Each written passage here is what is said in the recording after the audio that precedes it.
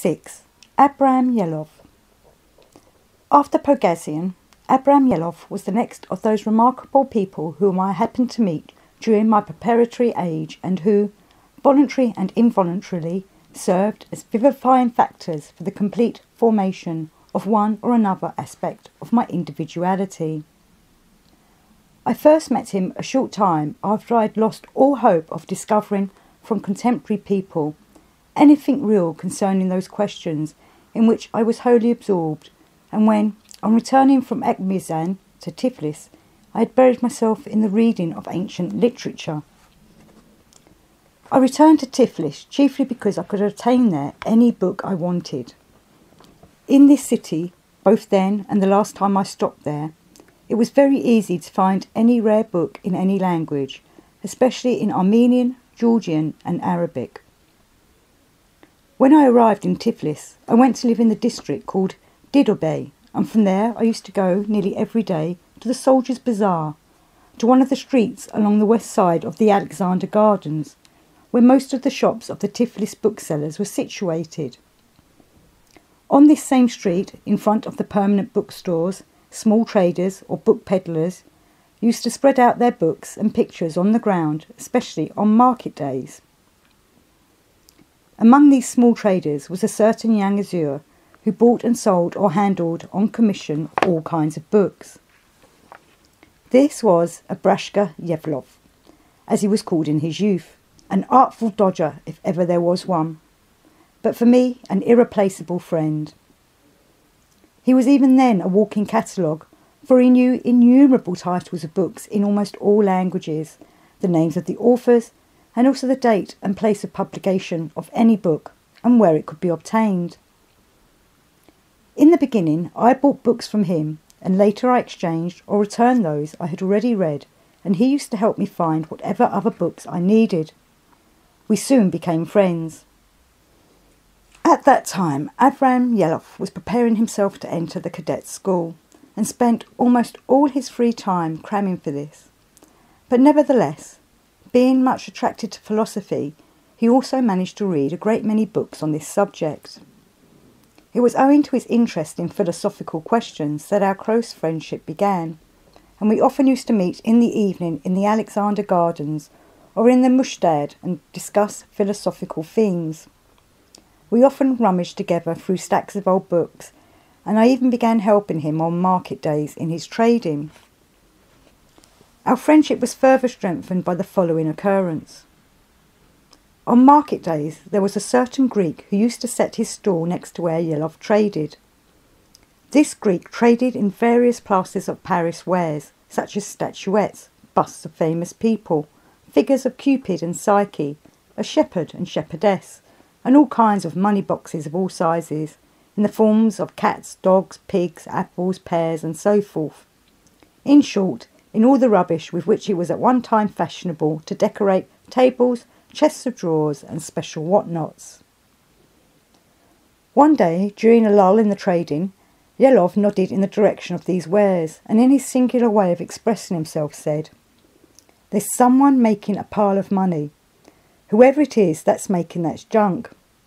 They say it's some dirty Italian, a newcomer that mixes the trash in his dirty hovel, and those idiots, hawkers like that Greek, stuff his pockets full of the money laboriously earned by the fools who buy these horrors to decorate their idiotic homes. And here we stick all day on one spot, suffering in the cold, so that in the evening we can choke ourselves on a piece of stale maize bread to just barely keep body and soul together. And the next morning we come here again and go through the same cursed grind." Soon after this I went up to the Greek hawker and learned from him that these wares were indeed made by an Italian, who guarded the secrets of his manufacture in every possible way. "And 12 of us hawkers," added the Greek, "are hardly enough to sell these wares all over Tiflis." His story and Yelov's indignation stirred me up, and then and there I thought of trying to steal a march on this Italian, the more so since at that time I had to consider beginning some business or other means of earning, as my money was already going like the exodus of the Israelites. I first of all spoke with the Greek hawker, of course intentionally arousing his feelings of patriotism. Then, Having composed in my mind a plan of action, I went with him to the Italian and asked for work. To my good fortune, it turned out that just previously a boy who had been working for him had been discharged for stealing tools, and the Italian needed someone to pour the water for him during the stirring of the plaster. As I was willing to work for any pay, I was immediately taken on. According to my plan, I pretended from the very first day to be a blockhead. I worked very hard, almost as much as 3 men, but in other respects behaved stupidly. For this the Italian very soon even took a liking to me, and no longer hid his secrets from this young fellow who was so foolish and harmless, as carefully as he did from others. In 2 weeks I already knew how many of the things were made. My employer would call me to hold the glue, to stir the mixture, and so on, and I thus penetrated to his holy of holies, and soon learned all the little but, in this work, very important secrets. And in this sort of work they are indeed very important. For example, when the plaster is dissolved, one must know how many drops of lemon juice should be added so that the plaster will not have bubbles and the articles will come out smooth. Otherwise, the fine extremities of the statuettes, such as the nose, ear, and so on, may have ugly hollows. It is also important to know the right proportions of glue, gelatine, and glycerine for making the moulds. A little more or a little less of anything, and everything goes wrong. Knowing only the procedures without these secrets would not enable one to obtain good results. In a word, a month and a half later there appeared on the market similar wares of my making. To the forms which the Italian had, I added several comic heads which were filled with small shot and served as pen holders. I also put up for sale special money boxes which sold in great numbers and were christened by me the invalid in bed. I do not think there was a single house in Tiflis at that time that did not have one of my money boxes. Later I had several workmen working for me and 6 Georgian girls as apprentices. Yelov was with great delight helped me in everything, and even stopped trading in books on weekdays. At the same time, Yelov and I continued our own work, the reading of books and the study of philosophical questions. After several months, when I had amassed a fair sum of money and was growing weary of my workshop, I sold it, while it was in full swing, to 2 Jews for a good price. As I had to vacate my rooms, which were connected to the workshop, I moved to Molokan Street near the railway station, and Yelov, with his books, moved over there also. Yelov was short, thick-set and dark, with eyes always burning like 2 live coals. He was very hairy, with shaggy eyebrows, and a beard growing nearly from the nose itself and almost covering his cheeks, the ruddiness of which, nevertheless, always shone through. He was born in Turkey in the region of Van, either in the town of Bitlis itself or its environs, and from there his family, 4 or 5 years before we met, had moved to Russia. When they arrived in Tiflis, he was sent to the first gymnasium, as it was called, but soon, in spite of the fact that the customs there were very simple and unceremonious, Yelov, for some prank or mischief, made himself unbearable even for this institution and was expelled by order of the Teachers' Council. A short time afterwards, his father turned him out, and from then on he began to live as the spirit moved him. In short, as he himself expressed it, he was the black sheep of his family. His mother, however, unknown to his father, often sent him money. Yelov cherished very tender feelings for his mother, which manifested themselves even in little things. For instance, he always had a photograph of his mother hanging over his bed, and never went out without kissing this photograph, and when he returned he was always called from the doorway, "Good day, mother," or "Good evening, mother." It now seems to me that I grew to like him all the more for this feature. His father he also loved, but in his own way, and he considered him a petty, vain and wilful man. His father was a contractor and was considered very rich.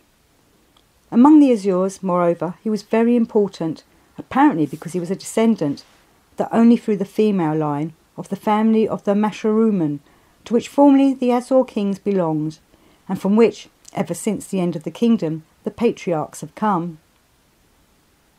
Abram also had a brother who was then studying in America, in Philadelphia, I believe, but his brother he did not like at all, holding the firm opinion that he was a double-faced egoist and an animal without a heart. Yelov had many peculiarities. Among others, he had the habit of always hitching up his trousers, and later it cost us, his comrades, many and persistent labours to break him of this habit. Pogassian often poked fun at him for it, saying, "Ha, and you wanted to be an officer. At the very first meeting with a general, off you'd go, you poor fool, to the guardhouse, for instead of saluting, you'd hitch up your trousers," and so on. Pogassian expressed himself still less delicately. Pogassian and Yelov were forever teaching each other, and even when talking amicably, Yelov would never call Pogassian anything else but salted Armenian, and Pogassian would call Yelov Ketchikokov. The Armenians in general are called salted Armenians, and the Azores Kachikokos. Kachikokos means literally stealer of crosses. It seems that this nickname originated as follows. The Azores are known to be cunning rogues. In Transcaucasia there even exists the following definition of them. Boil together 7 Russians, you get 1 Jew. Boil 7 Jews, you get 1 Armenian. But only by boiling 7 Armenians can you get 1 Azure. Among the Azores, scattered everywhere, were many priests, the majority of whom, moreover, were self-ordained, which was then easily done. Living in the environs of Mount Ararat, which marked the boundary of 3 countries, Russia, Turkey and Persia, and having an almost free night of passage across all the frontiers, they gave themselves out in Russia as Turkish Azores, in Persian as Russian Azores, and so on. They not only performed the church ceremonies, but traded with great success among the religious and ignorant people in all kinds of so-called holy relics. In the depths of Russia, for instance, giving themselves out as Greek priests in whom the Russians had great faith, they did a good business by selling things purporting to have been brought from Jerusalem, from Holy Athos, and from other holy places. Among these relics were fragments of the true cross on which Christ was crucified, hair of the Virgin Mary, fingernails of St. Nicholas of Myra, the tooth of Judas, which brings good luck, a piece of the horseshoe of the horse of St. George, and even the rib or skull of some great saint. These things were brought with great reverence by naive Christians, especially those of the Russian merchant class, and many were the relics of Azure's priest manufacture in the houses and innumerable churches of Holy Russia. Because of this, the Armenians, well knowing this brotherhood, nicknamed them and still now call them stealers of crosses. As for the Armenians, on the other hand, they are called salted because they have the custom of salting a child at his birth. I must add, by the way, that in my opinion this custom is not without its use. My special observations have shown me that the newborn children of other races suffer from a skin rash in the places where one usually applies some kind of powder to prevent inflammation. But with rare exceptions, Armenian children born in the same regions do not suffer from this rash, although they have all the other children's diseases. This fact I ascribe to the custom of salting. Yelov was unlike his compatriots in his complete lack of one characteristic that is very typical of the Azores. Although he was very hot-tempered, he never bore a grudge. His anger passed quickly, and if he happened to offend anyone, as soon as his temper cooled, he tried his best to smooth over whatever he had said. He was scrupulously considerate about the religion of others. Once, in the course of a conversation about the intensive propaganda which was being carried on among the Azures by missionaries of almost all the European countries in order to convert them to their respective faiths, he said, "It is not a question of to whom a man prays, but a question of his faith. Faith is conscience, the foundation of which is laid in childhood. If a man changes his religion, he loses his conscience, and conscience is the most valuable thing in a man.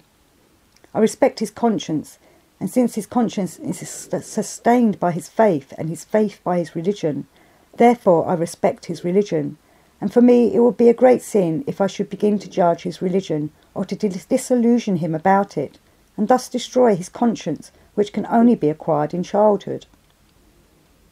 When he expressed himself in this way, Pogasian would ask him, "And why do you wish to be an officer?" Then the cheeks of Abram would flame and he would vehemently cry, "Go to the devil, you sorted phalanger." Yelov was unusually devoted to his friends. He was ready, as is said, to give his soul for anyone to whom he became attached. When Yelov and Pogasian became friends, they were so attached to one another as may God grant all brothers to be. But the external manifestation of the friendship of these two was quite particular and difficult to explain. The more they loved each other, the ruder they were to each other. But under this rudeness was hidden such a tender love that anyone who saw it could not fail to be touched to the depths of his heart. Several times I, who knew what was beneath some rudeness or other, was so moved that I could not hold back the tears which involuntarily came to my eyes. For instance, a scene such as the following would occur. Yelov would happen to be a guest in some house where he was offered candy. According to convention, he would be obliged to eat it so as not to offend the person who offered it. However, even though very fond of candy, he would not eat it for anything in the world, but would hide it in his pocket to take to Pogasian, and then he would not give it to him simply, but with every kind of mockery and a volley of insults. He usually did so as follows. During conversation at dinner, he would, as if unexpectedly, find the candy in his pocket and would offer it to Pogasian, saying, "How the devil did this garbage happen to be in my pocket? Here, gobble up this muck. You're an expert in swallowing everything that's no good to anyone else." Pogasian would take it, also scolding. "Such a delicacy is not for a snout like yours. You can only gorge yourself on acorns like your brothers, the pigs." And while Pogasian was eating the candy, Yelov, with a disdainful expression, would say, "Look how he is gobbling the sweet stuff. He relishes it like a Karabakh ass munching thistles. Now, after this, he'll be running after me like a little dog merely because I gave him this loathsome rubbish." And the talk would continue in this fashion. Besides being a phenomenon in the knowledge of books and authors, Yelov later on became a phenomenon in the knowledge of languages. I, who then spoke 18 languages, felt a greenhorn in comparison with him. Before I knew a single word of any European language, he already spoke almost all of them so perfectly that it was hard to tell that the language he was speaking was not his own. For example, the following incident occurred. Gurdjieff, the professor of archaeology, about whom we will speak later, had to take a certain Afghan holy relic across the river Amu Darya, but to do this was impossible since a close watch was kept on all persons crossing the Russian border in either direction, both by the Afghan guards and by the British soldiers who, for some reason or other, were there at that time in great numbers. Having obtained somewhere the old uniform of a British officer, Yelov put it on, went over to the post where the British troops were stationed, and passed himself off as a British officer from India who had come there to hunt Turkestan tigers. He was able to distract their attention so well with his English stories that we had time, without hurrying and without being observed by the British troops, to take what we wanted from one bank to the other. Yelov, in addition to everything else he did, continued to study intensively. He did not, as he had intended, enter the cadet school, but went to Moscow, where he brilliantly passed the examination for the Lazarev Institute and several years later received a degree in theology at the Kazan University, if I remember rightly. Just as Pogasian had a peculiar notion about physical work, so Yelov had a very original view about mental work. He once said, "It's all the same. Our thoughts work day and night. Instead of allowing them to think about caps of invisibility or their riches of Aladdin, rather let them be occupied with something useful. In giving direction to thought, of course a certain amount of energy is spent, but no more is needed for this purpose in a whole day than for the digestion of one meal. I therefore decided to study languages, not only to prevent my thoughts from idling, but also not to allow them to hinder my other functions with their idiotic dreams and childish fantasies. Besides, the knowledge of languages can in itself sometimes be useful." This friend of my youth is still alive and well, and is now comfortably settled in one of the cities of North America. During the war he was in Russia and lived most of the time in Moscow. He was caught by the Russian Revolution in Siberia, where he had gone to inspect one of his numerous book and stationery stores. During the revolution he endured many hardships, and all his riches were swept from the face of the earth. Only 3 years ago, his nephew, Dr. Yelov, came from America and persuaded him to emigrate there.